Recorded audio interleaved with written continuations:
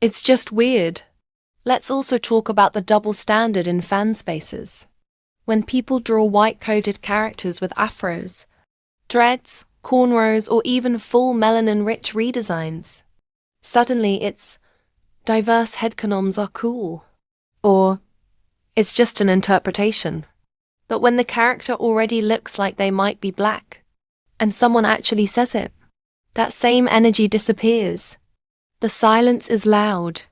Now look, this isn't about saying Discaras has to be black, or that there's only one correct way to view them.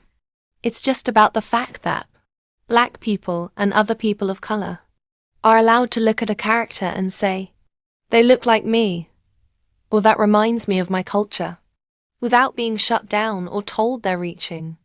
Especially in anime-inspired or stylized media, the line between race and design gets blurry. That's not a bad thing. It actually opens up more space for characters to be interpreted in different ways. But if you only allow that freedom when it excludes blackness, that's when it becomes a problem. Even if Discaras isn't officially black, like there's no stated race or background, that doesn't mean they can't be. You don't have to be wearing a kente cloth with "I am black" stamped on your forehead to be black-coded. Sometimes it's just the vibes, the features, the presence. Sometimes that's enough. And honestly, the resistance to even considering black interpretations says more than anything else.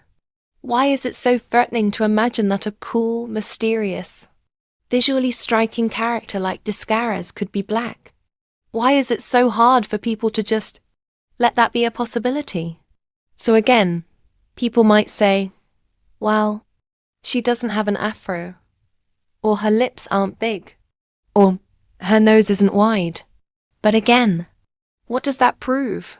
Because all those things are rooted in very narrow and harmful ideas of what being black has to look like.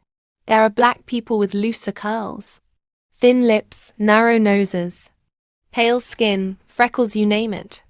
If you say a character can't be black unless they fit a checklist, you're kind of saying that real people who don't fit that list aren't black enough. And that's a problem. And let's not pretend that stylization isn't a major factor here. Many anime-inspired works don't give characters explicitly